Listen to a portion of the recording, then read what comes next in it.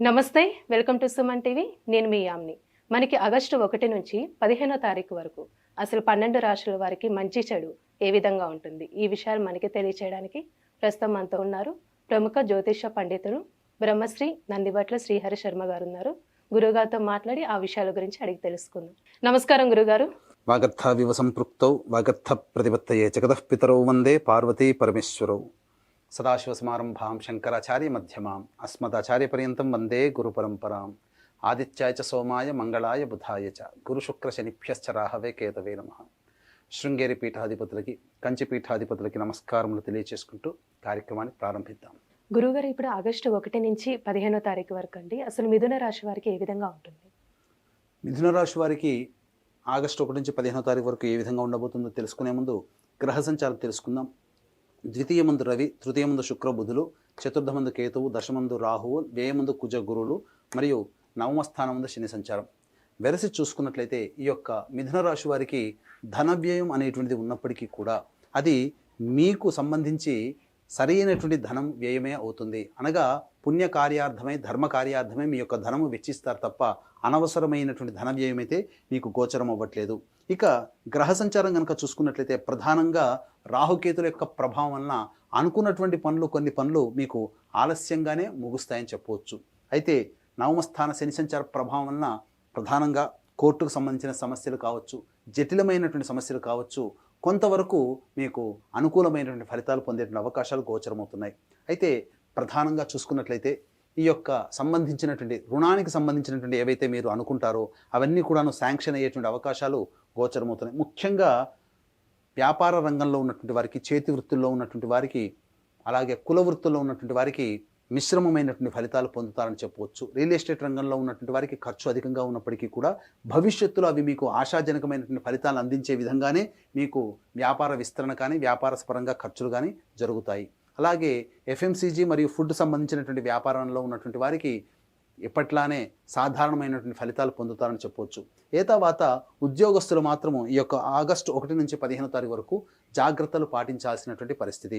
నిరుద్యోగులు కష్టపడితే తప్ప ఫలితాలు పొందలేనటువంటి పరిస్థితి. అయితే వివాహానికి సంబంధించిన చేయ ప్రయత్నాలన్నీ కూడా కొలిక్కి వస్తాయి. వివాహ సంబంధాలు నిశ్చయాలు కుదిరే అవకాశాలు ఈ యొక్క మిథున రాశి వారికి గోచరం అవుతుంది. అలాగే సంతానపరమైనటువంటి నిర్ణయాలు తీసుకోవడం, మీరు చక్కగా సంతానవంతులయ్యేటువంటి అవకాశాలు కూడా గోచరమవుతున్నాయని చెప్పవచ్చు. తర్వాత ఏ మనిషికైనప్పటికీ కూడాను సమస్యలు అనేటువంటివి 75% సమస్యలు డబ్బు వల్లనే వస్తాయి. ఆ డబ్బు వల్లనే 75 సమస్యలు తీరుతాయి. కాబట్టి ఏ రోజుల్లో సమస్యలు అధికంగా ఉంటాయి, డబ్బులు ఆదాయం అధికంగా ఉంటుంది, ఎప్పుడు డబ్బులు ఖర్చులు అవుతాయి, ఎప్పుడు మానసికమైనటువంటి ప్రశాంతత లోపిస్తుంది అనేటువంటి విషయాన్ని క్లుప్తంగా తెలియచేసుకుందాం. ఈ ఆగస్టు 1, 2 తారీఖుల్లో మీరు సంతృప్తికరమైనటువంటి జీవితాన్ని పొందుతారు. అంటే ఈ పని చేయడం వల్ల ఎన్నాళ్ళ నుంచో పెండింగ్లో ఉన్నటువంటి పనులన్నీ పూర్తి చేసుకుంటారు. ఒక ప్రధానమైనటువంటి పని పూర్తి చేసుకున్నాననేటువంటి సంతోషం కానీ, సంతృప్తి కానీ, లేకపోతే ఒక పెద్ద బాధ్యత నుంచి పూర్తి చేసుకున్నామనేటువంటి సంతోషం కానీ, లేకపోతే ఒక పెద్ద బరువు తీరిపోతుంది ఈ పని చేయడం వల్ల అని ఆ పని పూర్తి చేసుకోవడం కానీ 1, 2 తారీఖుల్లో మీరు పొందుతారు. కుటుంబ సభ్యులతో ఆనందంగా, సంతోషంగా గడిపేటువంటి అవకాశాలు గోచరమవుతున్నాయి. ముఖ్యంగా 3, 4 తారీఖులో కనుక గమనించుకున్నట్లయితే ప్రధానంగా ధనపరమైనటువంటి సమస్యలు అధికంగా ఉంటున్నాయి. మానసికమైనటువంటి ప్రశాంతత లోపిస్తుంది. కుటుంబ సభ్యులతో కొంత వాగ్వివాదాలు చోటు చేసుకునే అవకాశం ఉంది. కాబట్టి మౌనాన్ని ఆశ్రయించడం చాలా మంచిదనేటువంటి విషయాన్ని ఈ యొక్క మిథున రాశి వారు గమనించుకోవాలి. ఇక 5, 6, 7 తారీఖుల్లో మీకు విశేషమైనటువంటి ధనప్రాప్తి, వివాహ సంబంధించినట్టు కావచ్చు, అలాగే ఉద్యోగస్తులకి కావచ్చు, మంచి శుభవార్తలు వింటారు, రాని బాకీలు వసూలవుతాయి, అధిక ధన రాబడి కలుగుతుంది. అన్ని రంగాల్లో ఉన్నటువంటి వారికి మంచి శుభ ఫలితాలు పొందుతారని చెప్పొచ్చు.